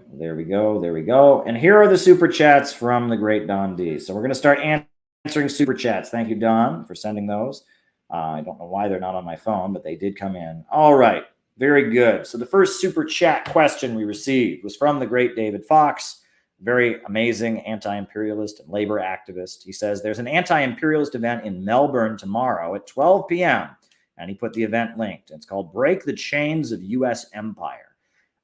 In Australia, they have a really great group called Australians for a New Democracy. So thank you, David Fox, for plugging that great event. David Fox is a great activist out in Australia. What concrete actions, this is from Antonio Marti Bautista. He asked, what concrete actions can get going to realize reaching 1K membership by May? We need street outreach. That's what we need, right? We are online all the time, and that's great. You can promote our videos and stuff, but we need street outreach. We need people going out and promoting the Center for Political Innovation, and that's what we're going to be doing here in Chicago to build up our event that's coming up on August 6th, and that is what we're going to be doing in different parts of the country. But also, we need people to just start promoting it and maybe making videos. Why I joined the Center for Political Innovation. Doesn't have to be long. Make a 1-minute video. Why I decided to join the Center for Political Innovation. That will encourage other people to join as well. We need a full campaign. And that's one thing we're going to be talking about. So if you come to any of the meetups, we're definitely going to be talking about how we can promote 1K by May. But another way of doing it is we're going to have a kick-ass conference. An amazing kick-ass conference is set to take place on August 6th. And if you want to help us fund that conference, a short video called What Putin Would Have Done in 1991. No, I'm not going to make a video like that because I don't get into the how it coulda, shoulda, woulda. I try to avoid hypotheticals like that because what happened in 1991 is so different than, there were so many factors that led to the fall of the Soviet Union. I don't try to get into that kind of thing. But yeah, if you want to help us get 1K by May, one thing you can do is you can help us have a very amazing workshop, a very amazing conference that's coming up August 6th. We need your help. And so if you want to donate to make the conference happen, there's a link. You can donate on Open Collective. That's one way you can help us out. You can attend that conference. You can help promote us on social media. Any CPI meetups happening in Pittsburgh in the near future? Well, we don't have anything planned in Pittsburgh, David, but maybe you ought to organize one. If you can help organize one, I can probably come to town. Pittsburgh's not that far from where I'm at. We have other people in the area. So there you go. David, maybe you can organize one. If you want to get in touch with other members in your area, we can help you to do that. So maybe you ought to organize a meetup. So there you go. There you go. All right. Next question is from Christian in New Jersey. How did fascism emerge in Imperial Japan? And was there a strong socialist working class movement that fascism rose to defeat? I don't think fascism is necessarily the right word to describe Imperial Japan, right? There was still a huge amount of feudalism in Japan at the time of the Second World War. It was largely a capitalist economy, but there was still very much a feudal system in the countryside. And on top of that, Japan was never fully a liberal democracy. It was still very much a monarchy, maintained a lot of the feudal system. However, there was clearly divisions in the ruling class, and there was clearly Bonapartism in the lead up to the Second World War. And you talk about the Black Dragon Society, right? It sounds eerie, but it's actually named after a river. But there was something called the Black Dragon Society that was formed in Japan among the imperial forces, among the military, and they wanted expansionism, and they started eliminating figures within the Japanese military who did not want expansionism into Manchuria and other places. There was a series of assassinations in Japan. The section of the Japanese military that was expansionist, that wanted to expand into China and start taking over other parts of the region, colonizing different islands and such, and had great imperial expansionist interests and was interested in becoming more confrontational against the United States. They engaged in a series of assassinations of their political rivals. But yeah, it wasn't fascism in the sense of what was going on in Europe. We think of fascism is when you have the collapse of a liberal, democratic, Western capitalist, imperialist country. And when they collapse into an illiberal authoritarian system in an attempt to save capitalism, and it naturally leads to war. What was going on in Japan was you had the emergence of a capitalist and imperialist economy on the ruins of feudalism. They were not part of the Western imperialist club, and they were a longtime colonizer in Asia. And they aligned themselves with Japan. They aligned themselves with Germany and with Italy. And Germany and Italy were Western liberal democratic societies that had collapsed into fascism and were at odds with Britain and America and France and other countries. So they joined And it was actually quite interesting. People don't talk about this, but the name of the alliance between Japan and Italy and Germany was called what? It was the Anti-Comintern Pact. The Anti-Communist International Pact, the Anti-Comintern Pact. It was on the basis of anti-communism. They basically said that in order to defeat communism, it was necessary to have a highly authoritarian system. Now, Japan had never fully had a liberal democratic system. It was emerging as a capitalist and imperialist country in Asia. It was kind of locked out of the imperialist club. It was never part of Europe. So, Japan is a little bit of a different situation. In a lot of the World War II literature, they refer to Japanese fascists, and that's okay from a rhetorical standpoint. They were aligned with the Nazis in the Second World War. So they were you could argue that they were fascist, but the breakdown of Japan into fascism, that was not, I don't think it was not, fascism in the classical sense. Now, Carolyn Conway just sent a super chat. What's your view regarding the collapse of our current system, specifically timing? What tactics can we use to leverage this point? Sorry, that's two questions. That's okay, Carolyn. I'm going to write it down. Collapse of our current system. Our current system and tactics to leverage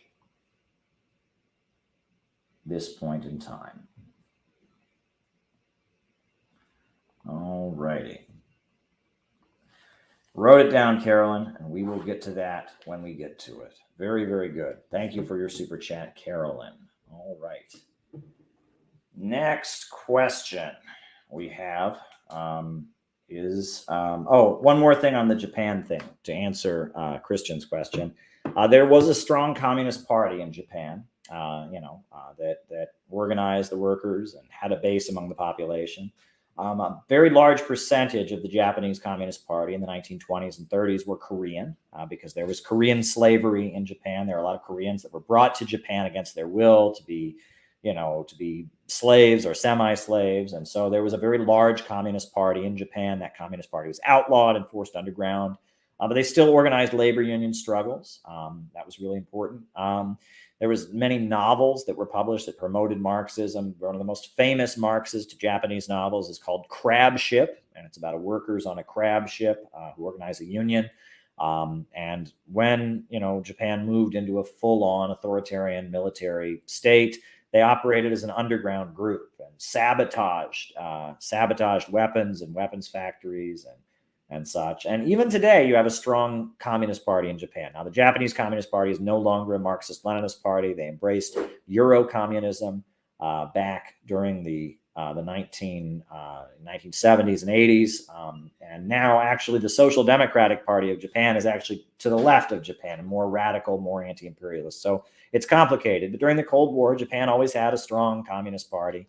And there's strong labor unions in Japan that fight for people's rights. There was something called the Japanese Red Army that was, was like an ultra-left adventurist group in Japan. And there's a left in Japan. There always has been.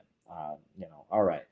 All right. So Oaktown Girl sent me a thank you super sticker, and I appreciate it. Chase Fillingham said the British efforts to break up and control the United States. Well,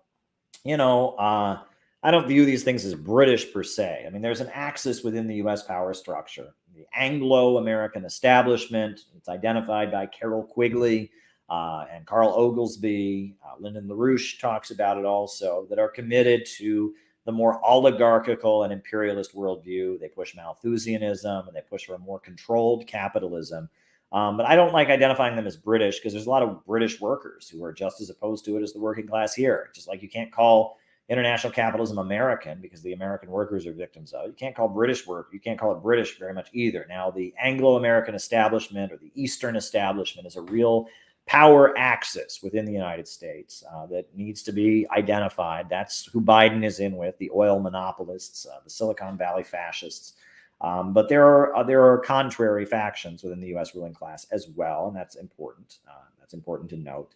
Yes, at this point, I think they very much want to break apart the United States. They want to play red states against blue states, urban folks against rural folks. They very much want to want to balkanize this country and oppose any unifying economic program that would improve things here. And that's our job, is not to play into that as Marxists. We should be countering that agenda.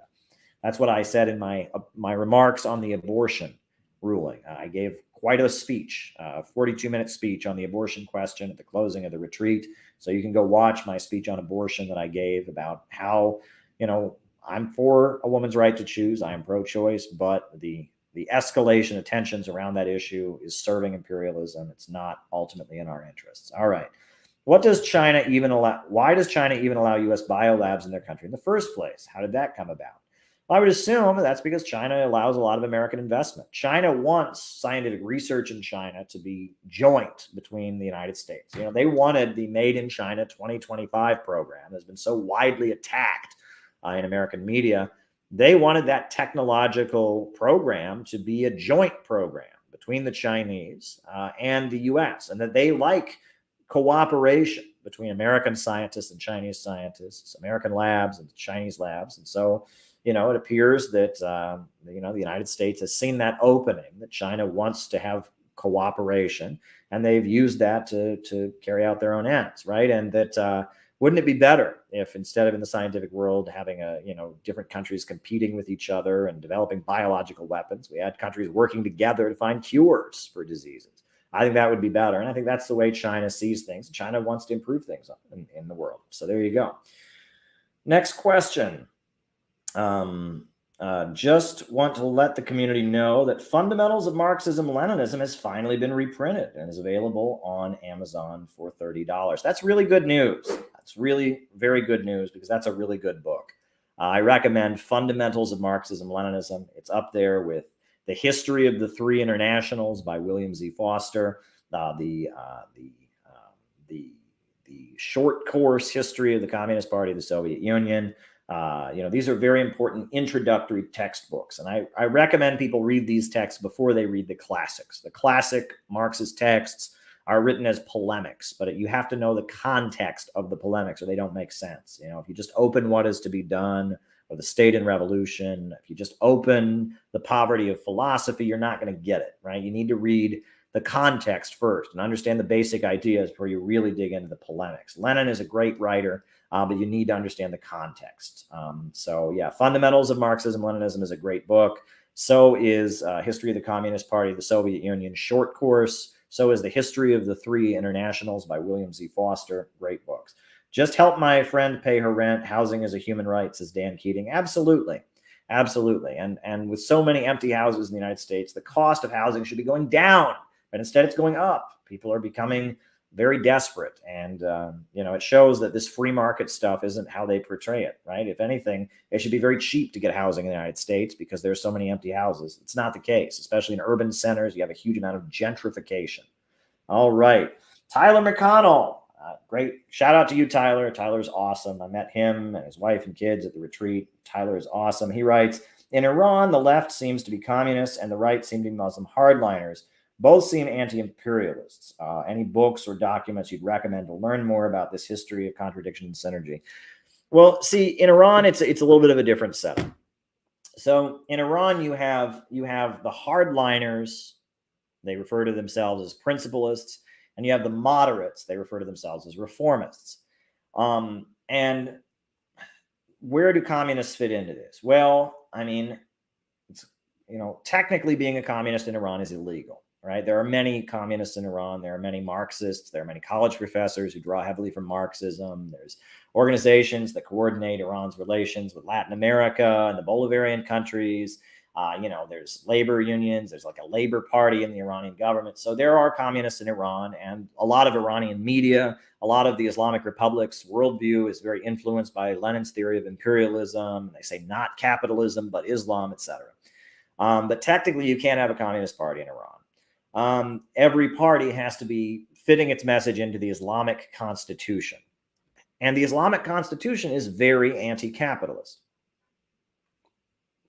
It says that capitalism is not consistent with the Islamic way. The supreme leader, Khamenei, condemns capitalism and says that capitalism is a system that violates the principles of Islam. They do recognize the right of private property, but they say, in addition to that, that the state should control the economy to make sure no one's hungry. They condemn Western capitalism, et cetera. They identify with anti-imperialism. So, where do communists fit into this? Well, in Iran, you have a number of different political parties and a number of different factions, but there are two primary groups, the reformists and the hardliners. The reformers are called moderates by those who don't like them, and the hardliners, thank you, Piano Man, hardliners are called principalists. That's what they call themselves. Hardliner is a derogatory term. And the communists of Iran, there's a lot who are in exile. There are a lot of communists in Iran who are in exile, and they don't fit into this anywhere, right? They're just against the entire Islamic system. They are angry about the political repression that they endured in the early 80s or whatever. So they're not part of it. So, the two-day party, you'll see statements by the two-day party of Iran. That doesn't represent anyone in Iran. That represents people in Canada and people in Britain and people in France who are in exile. And a lot of them, want the USA to invade or attack Iran because they're mad at the Islamic Republic. They don't represent anyone in Iran. Right. And there's like many different factions of the Fedayeen that are also in exile. They don't represent anyone in Iran. Right. But in Iran, right, you generally have within the political system, most people that are genuine anti-imperialists are hardliners, because the hardliners believe in reinforcing the anti-capitalist and anti-imperialist goals of the Islamic Revolution. And you have, there's a current you can call secular hardliners. They're hardliners, but they're not as motivated by religion. They like the anti-capitalism. They like the anti-imperialism of Iran. They're not as religious. And Ahmadinejad was very much seen as being an ally of those folks because he was a hardliner, but he wasn't a cleric. He was not an Islamic cleric. He had no beard. He wore a suit, And so Ahmadinejad is seen as kind of an ally of what you might call the secular hardliners. He's with something called the Alliance of Builders, which is a political party in Iran. And that was Ahmadinejad. You have a lot of, people in Iran that are sympathetic to Marxism or have a Marxist and anti-imperialist, pro-Cuba, pro-China, pro-Russia worldview. A lot of them are in the hardliner camp.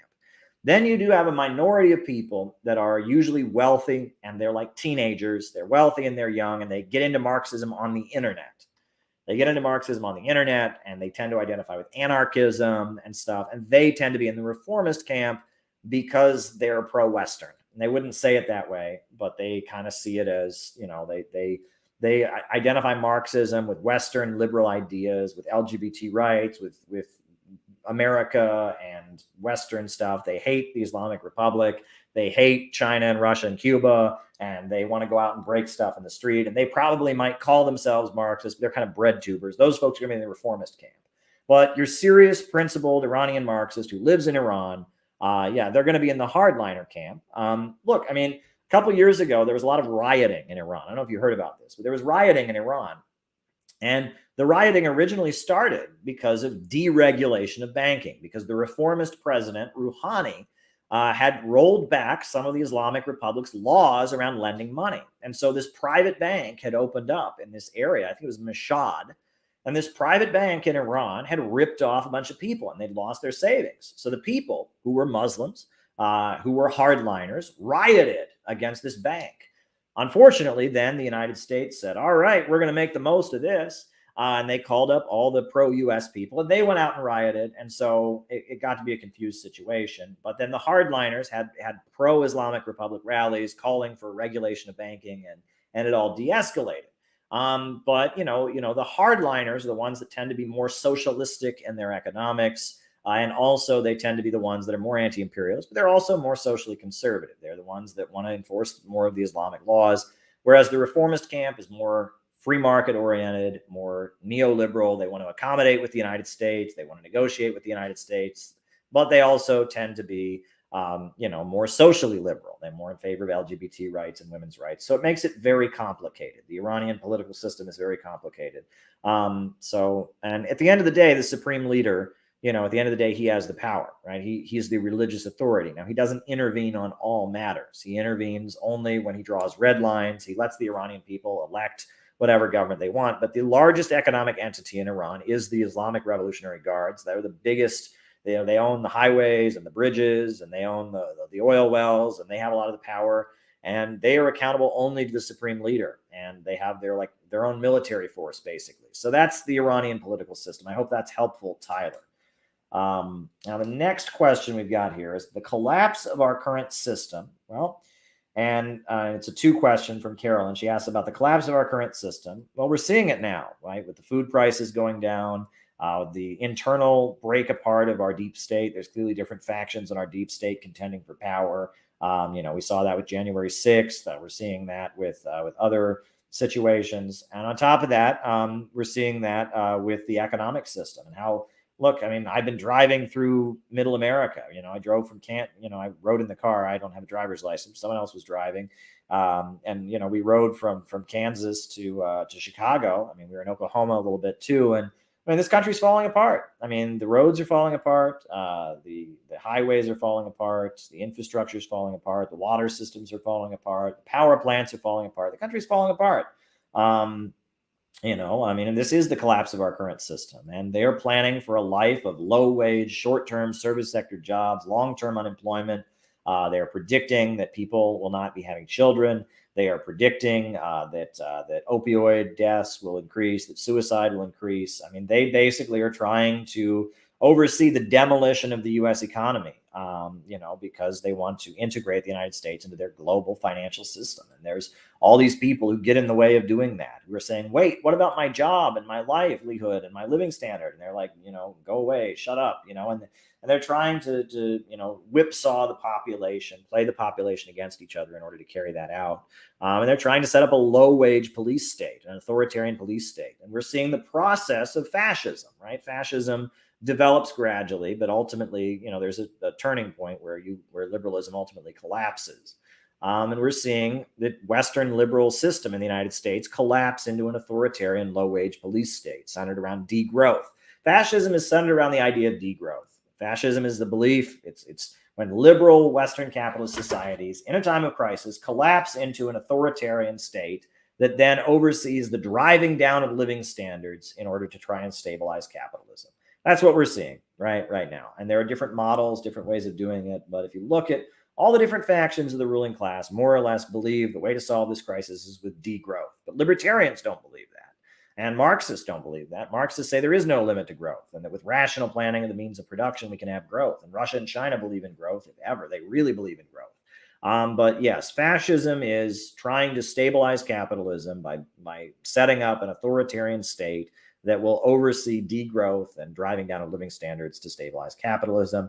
And that's what we're seeing. The collapse of American capitalism is leading toward, some form of 21st century fascism. And to be fair, there's no guarantee. Everyone gets all worked up about white supremacists. Well, white supremacists are no good.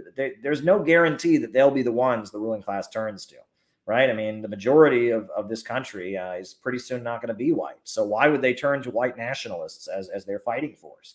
Right. And then actually 21st century fascism may look a lot more woke. Right. I mean, we were seeing this. A lot of the models that we're hearing from the woke folks, from the bread tube crowd, sound fascistic. And it's worth touching on this. Right. The cooperative fetish, right? The worker cooperative fetish. Right. Well, if you look at Mussolini's Italy, most of the corporations were cooperatives. They weren't really cooperatives. They were privately owned, but, they had these corporates that they were set up where it was like the government managed the economy and the workers had a representative, and that Franco in Spain called himself a national syndicalist, right? And it was like about, we don't need a socialist economy, we need cooperatives. And the idea, I think, of a lot of these people is that instead of fighting against Amazon, instead of fighting against Walmart, we'll change the corporate structure of Walmart and Amazon to make every worker a shareholder in the company. And then we'll also have a tight government regulation in order to oversee degrowth. That's kind of the Jeff Bezos fascism model of mega corporations that are technically cooperatives, because you don't get a paycheck, you get a percentage of the profits that week, you get an employee stock option, and they're driving down living standards, and they mobilize the population to call out and condemn any dissident. Any dissident is tagged as a bad person who can't get employed or can't get food or something like that. This may be the model of fascism they're flirting with. Now, who knows? There are different models of fascism, But there's no guarantee that fascism in the 21st century is going to necessarily look like German National Socialism. The essence of fascism, degrowth, the collapse of a liberal democratic society into an authoritarian state, an attempt to stabilize capitalism by mobilization of the population for brute force and degrowth, that will be there. But the ideology could be very different. The messaging could be very different. And, I think that a lot of what these bread tube social democrat forces want is very, very fascistic. But there's no guarantee. The ruling class, there's things that they want that the ruling class doesn't want, like guaranteed health care and guaranteed jobs. And so they're not necessarily that way.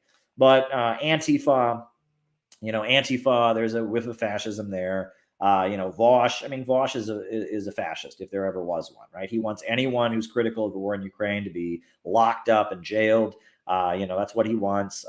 He's an advocate of all kinds of horrendous repression. The Vosh crowd, Thoughtline, those people are fascists, right? I mean, they basically they put a hit out on me, basically. That's why we have to have crazy security at our conferences. They're announcing to the world that it would be a good thing to murder me because the only good fascist is a dead one. And even though I've spent my life organizing against racism, I've videotaped acts of police brutality. They have sent out, with the help of Silicon Valley, this memo to everybody that Caleb's a neo-Nazi, so it's okay to murder him. That's what they're saying. These people are fascists. They're fascists. Look, and, there's people on the right that are no good, and there's white supremacists out there, and there's all kinds of problematic stuff there. But, there is a whiff of fascism in the bread tube universe. I mean, these people, they want all of us watching this to be dead, right? Because we're all thought criminals, right? We're not, going along with whatever the latest liberal crusade is. They want us all dead. They think we're all the same as Nazis just because we're watching this stream. They say it. You don't believe me? Look at Twitter. They say it over and over and over again. All of us watching this stream, we're all the same as Hitler. We all deserve to be killed. We all deserve to be beaten up because we don't agree with them. That's what they think, right? Even though we're Marxists and leftists, even though we actually understand the ideas that they claim to represent, even though they don't understand them. I mean, I'm sorry, but it's like, I don't, and if somebody's calling for the extermination of everyone they disagree with, someone's going to go as far as blatantly lying about someone to try and get them murdered. These people are fascists, and we're anti-fascists here, and they want us killed, and they want us put in prison camps for disagreeing with hostility to Russia or questioning vaccines or whatever we do. They want us all silenced permanently and dead, and they've formed armed groups that are doing that. So, and they believe in degrowth very openly. They believe humans are a cancer on Mother Earth. They want to drive the population down. They instead of fighting for working people to have a better life, they want to fight for working people to be poorer. I mean, that's fascism, right? Now, it's not the only form of fascism. There's other variants of fascism. The Tea Party had very fascistic elements in it. The libertarian folks, a lot of them are into degrowth and Malthusianism and Ayn Rand. And so they're not the only element that could become fascistic, but there's a fascist streak in the bread tube world. Absolutely. They support the Azov Battalion. Let's be real about that. And they are anti-theory, anti-ideology. It's all just about violence with them. They are pessimistic, dark. They're obsessed with the occult and mysticism. They oppose morality.